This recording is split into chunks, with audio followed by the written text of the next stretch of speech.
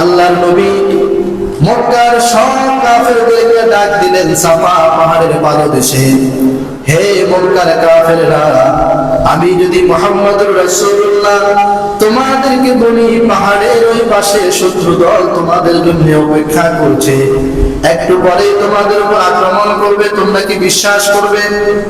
সাথে সাথে মক্কার আবু লাহাব, আবু জাহেল সব এক বাক্যে ডাক দিয়ে বলল, ইয়া মুহাম্মদ, জীবনে কখনো আপনি মিথ্যা কথা বলেন নাই, অতএব আপনি যা কিছু বলবেন সব সত্য কথা বলবেন, কখনোই আপনি মিথ্যা বলেন না। সুবহানাল্লাহ। আল্লাহর নবী জীবনে কখনো মিথ্যা বলে নাই।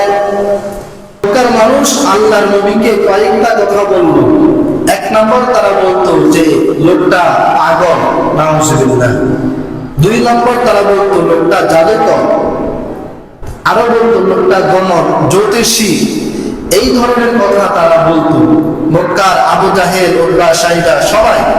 কিন্তু আপনি একটা প্রমাণ দেখাতে পারবেন না, একটা শব্দ দেখাতে পারবেন না মক্কার কোন কাফের আল্লাহর নবীকে মিথ্যাবাদী বলতে পারে না।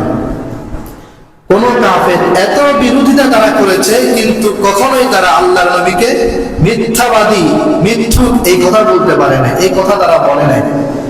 আল্লাহর নবীকে তারা পাগল বলেছে, জাদুকর বলেছে, কিন্তু কখনো মিথ্যাবাদী বলে নাই।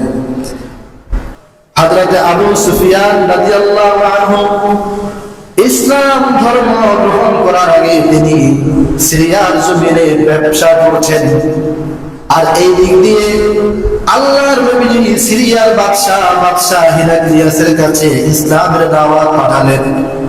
বাদশাহ হিরাক্লিয়াস আল্লাহর নবীর চিঠি পেয়ে তিনি পড়লেন, দেখে চিঠির মধ্যে আল্লাহর নবী তাকে দ্বীনের প্রতি, ইসলামের প্রতি দাওয়াত দিচ্ছেন। বাদশাহ হিরাক্লিয়াস তিনি ঘোষণা করলেন, এই সিরিয়ার ভূখণ্ডে মক্কার জমিনের কোন মানুষ আছে, তাকে আমার দরবারে উপস্থিত করো।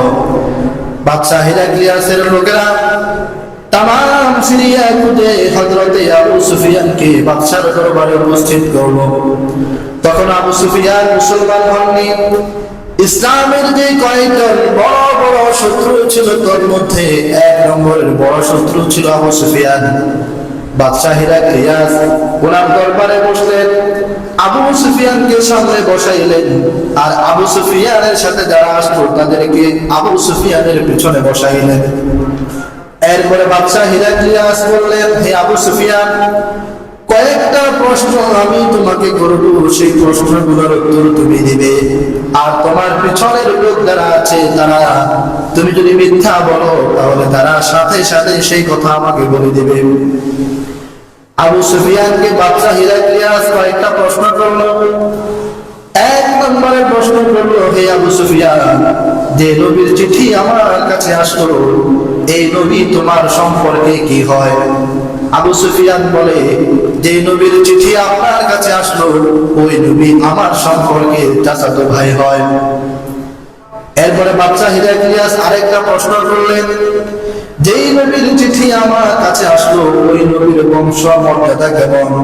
আবু সুফিয়ান ডাক দিয়া বলে, হে বাদশাহ, যে নবীর চিঠি আপনার কাছে আসলো, তিনি হলেন গোটা মক্কার জমিনে সম্ভ্রান্ত পরিবারের একজন লোক।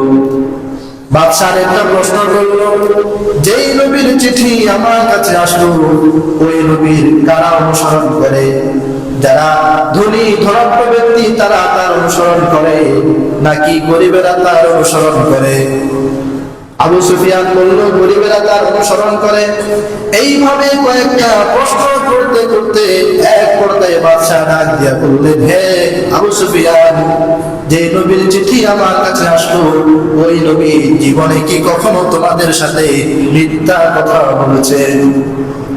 আবু সুফিয়ান ডাক দিয়ে বললেন, না, যেই নবীর চিঠি আপনার কাছে আসলো, তিনি কখনোই আমাদের সাথে এক সেকেন্ডের জন্য মিথ্যা কথা বলে নাই। বাদশাহ ডাক দিয়ে বললেন, হে আবু সুফিয়ান, যেই নবী মানুষের সাথে মিথ্যা কথা বলে না, মিথ্যা বলতে পারে না, তাহলে হে আবু সুফিয়ান, সেই নবী কি করে আল্লাহ রাব্বুল আলামিন সম্পর্কে মিথ্যা কথা তোমাদেরকে শোনাবে?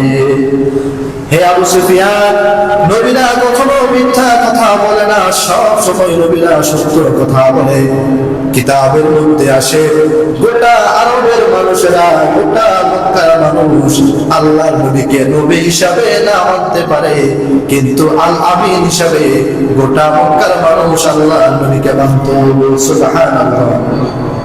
তিনি কখনো মিথ্যা বলতেন না। সাহাবাই কেরাম, ওনাদের অভ্যাস ছিল, তারাও কখনো মিথ্যা বলতেন না। কখনো যদি মিথ্যা বলা হয়ে যেত তো সাথে সাথে তারা তাওবা করে নিত। মিথ্যা এত ভয়াবহ,